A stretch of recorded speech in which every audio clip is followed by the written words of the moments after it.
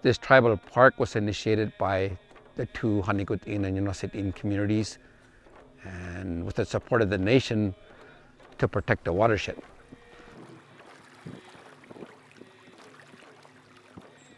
We need to protect our land, to protect our animals. If we don't take care of our animals, then who is going to do it? You know, that's why we're here. We're stewards of the land.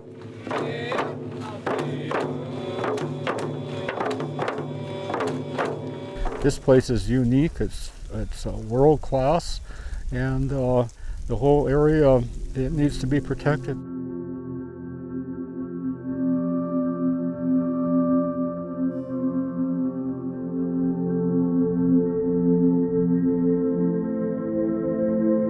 The wildlife and cultural aspects of this area are virtually unrivaled. This is a very special place in a global context.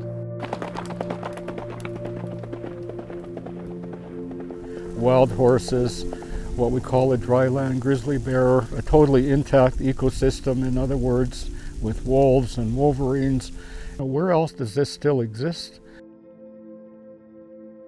The Tsilhqot'in is prime grizzly territory, and the grizzly is a part of what had assisted us in protecting this land. This is one of the last places left in North America that has this kind of habitat to still support large carnivores. And for that reason, it is very special and very unique and certainly worth preservation. You have a Big Creek Provincial Park, Silas Provincial Park, the Brittany Triangle, now Dasiqox. So you have an interconnected system of protected areas that rival the Rocky Mountains. You've got such a wild and natural area that the bears are able to move freely from the mountaintops down to their salmon streams in the course of a day. Up here, the high mountains where we are, we're noticing whitebark pine. It grows in the rock. It's often the first species to grow in certain areas. Seeds are incredibly nutritious for wildlife.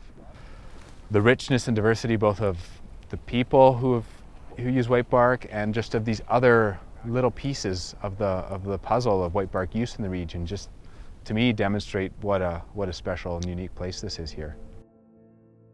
So the salmon and the intactness of the watershed and the grizzly bears are all one package, they're all one ecosystem.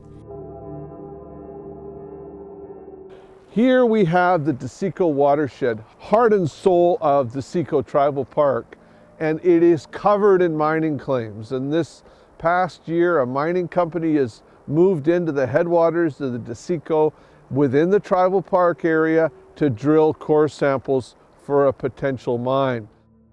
If this place ever becomes an open pit mine, it's a disaster. It's a scary project to even think of because, you know, Dasiqox Lake's right below it.